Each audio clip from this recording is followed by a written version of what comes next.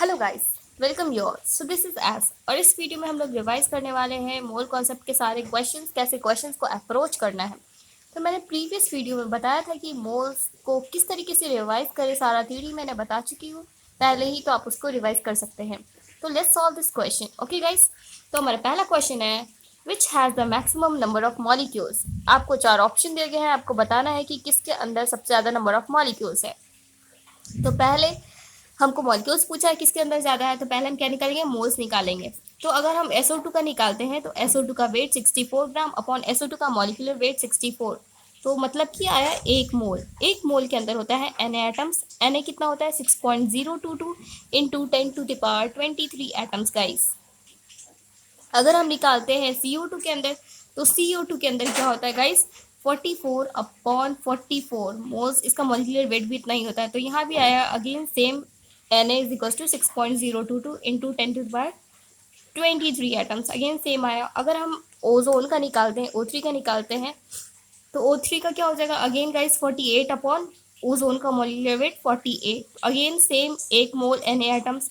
जब हम हाइड्रोजन का निकालते हैं गाइस, हाइड्रोजन का निकालेंगे तो ये हमारा आएगा 8, इसका वेट दिया गया है अपॉन 2 इसका molecular wait, 8 upon 2 that is 4। मतलब कि 4 Na गाइस। ये कितना हो गया, ये हमारा हो गया 4 Na, ये हमारा हो गया 4 Na, 4 इंटू 6.022 इंटू 10⁻23 एटम। तो सबसे ज़्यादा किसके अंदर एटम्स आ रहे हैं, इसके अंदर सबसे ज़्यादा which has the maximum number of molecules. तो गाइस इसके अंदर सबसे ज़्यादा नंबर ऑफ मॉलिक्यूल्स आ रहे हैं। तो हमारा आंसर क्या हो गया, डी ऑप्शन हमारा करेक्ट हो गया। नेक्स्ट क्वेश्चन को हम रिवाइज करते हैं। ये हमारा क्वेश्चन है ये, a mixture of gases contain hydrogen and oxygen in the ratio 1:4 weight by weight. What is the molar ratio of two gases in the mixture. आपको दिया गया है कि दो गैसेस हैं, उसके वेट का रेशियो 1:4 दिया गया है। हाइड्रोजन अपॉन ऑक्सीजन के वेट का रेशियो 1/4 है। इसका मोलार रेशियो पूछा गया है। What is molar ratio guys, molar ratio means moles का रेशियो।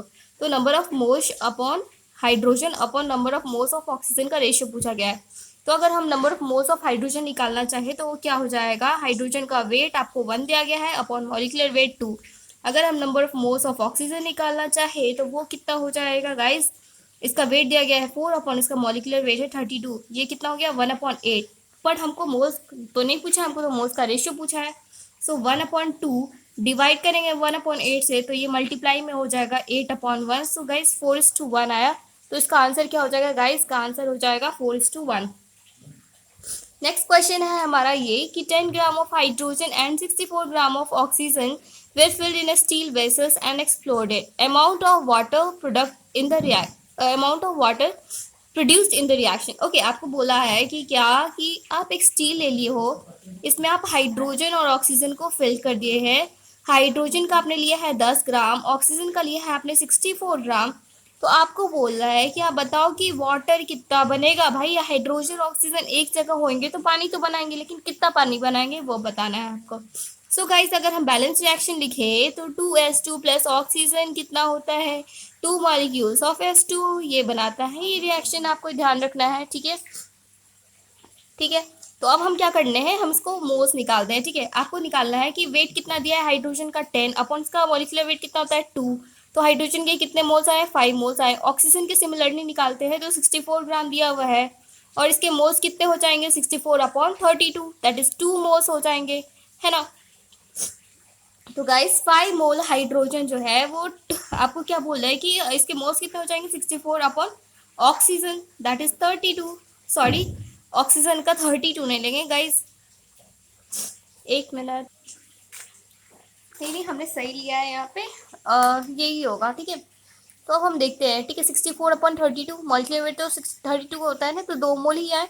तो चलो अब हम देखते हैं कि यहाँ पे रिएक्शन के हिसाब से 2 mole of hydrogen 2 molecule of water produce कर रहा है ना। उसी तरह हमने देखा 1 mole of oxygen 2 mole S2 produce कर रहा है। तो देखो 2 मोल S2 जो है वो कितना मोल, 2 मोल S2 प्रोड्यूस कर रहा है। 2 मोल S2 2 मोल S2 प्रोड्यूस कर रहा है, तो 5 मोल S2 कितना प्रोड्यूस करेगा, 5 मोल S2 प्रोड्यूस करेगा। सिमिलरली यहाँ पे लिखना चाहे तो 1 मोल O2 कितने प्रोड्यूस कर रहा है, 2 मोल S2 प्रोड्यूस कर रहा है। तो 2 मोल यहाँ पे ऑक्सीजन का आया, तो 2 मोल ऑक्सीजन कितना प्रोड्यूस करेगा, 4 मोल S2 प्रोड्यूस करेगा। लेकिन यहाँ पे लिमिटिंग कौन है, यहाँ पे लिमिटिंग तो ऑक्सीजन है, तो जो प्रोडक्ट होगा वो ऑक्सीजन के हिसाब से बनाएगा, वो हाइड्रोजन के हिसाब से नहीं बनाएगा, क्योंकि ऑक्सीजन इज लिमिटिंग है। लिमिटिंग फैक्टर कैसे निकालते हैं मैंने आपको एक वीडियो में बताया है, तो आप चाहे तो आपको प्रॉब्लम तो आप देख सकते हैं। ओके, सो इसका आंसर क्या हो गया, 4 मोल H2O बनेगा। तो H2O का वही पूछ रहा है, what amount of water produce in the reaction. So guys 4 mole H2O बनेगा। तो इसका आंसर हो गया डी। नेक्स्ट क्वेश्चन पे चलते हैं। नेक्स्ट क्वेश्चन है हमारा कि 20 gram of magnesium carbonate sample decomposes on heating to give carbon dioxide and 8 gram magnesium oxide. What will the percentage purity of magnesium carbonate in the sample? Okay guys, so हमको दिया है कि magnesium carbonate decompose हो रहा है। Magnesium carbonate का क्या formula होता है आपको पता होना चाहिए। मैग्नीशियम कार्बोनेट का फॉर्मूला होता है MgCO3। जब इसको हीट करते हैं हम तो क्या बनता है, जब इसको हीट करते हैं हम तो हमारा बनता है magnesium oxide plus carbon dioxide, ये हमारा है ना। तो अगर हम मैग्नीशियम कार्बोनेट का मॉलिक्यूलर वेट निकाले तो कितना हो जाएगा, 24 प्लस 12 प्लस इसका आ जाएगा 48, तो ये हो गया 84। अगर हम मैग्नीशियम ऑक्साइड का मॉलिक्यूलर वेट निकाले तो कितना हो जाएगा, 24 plus 16 that is 40। So guys हमको यहाँ पे परसेंटेज प्यूरिटी पूछा जा रहा है ना।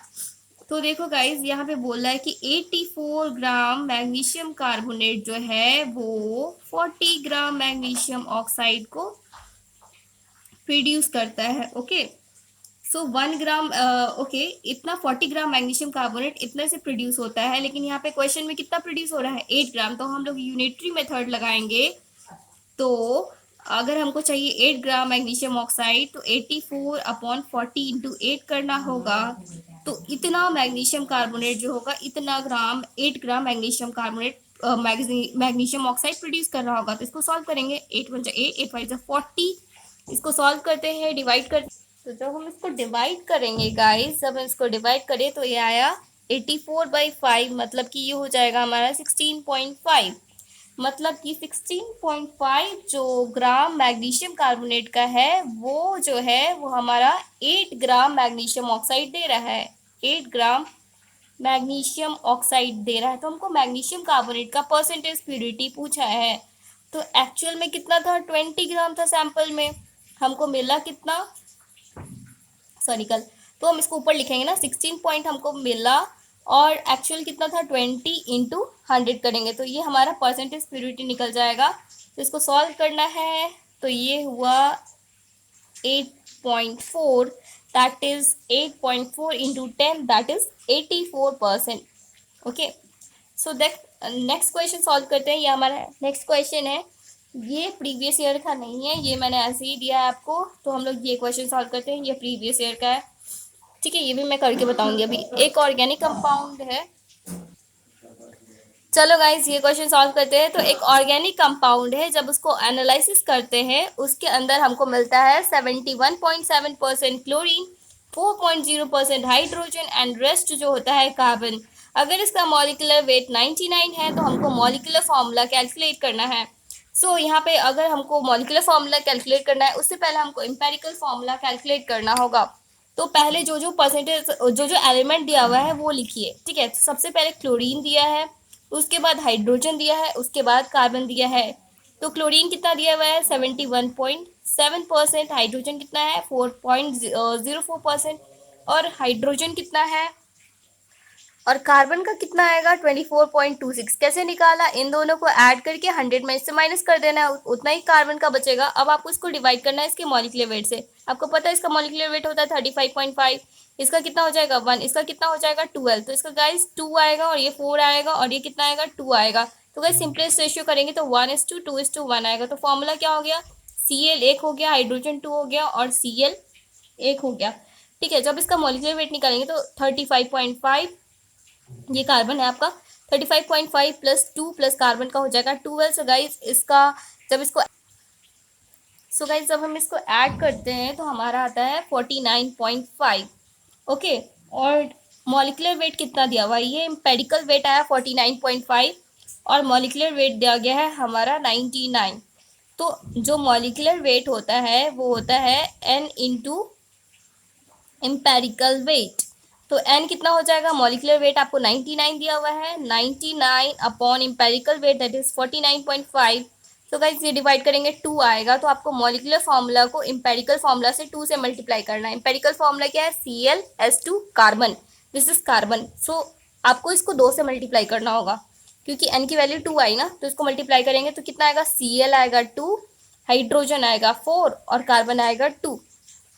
तो इसका आंसर क्या हो गया, Cl2H4C कार्बन 2। इसका कोई ऑप्शन है क्या, सेकेंड ऑप्शन मैच कर रहा है।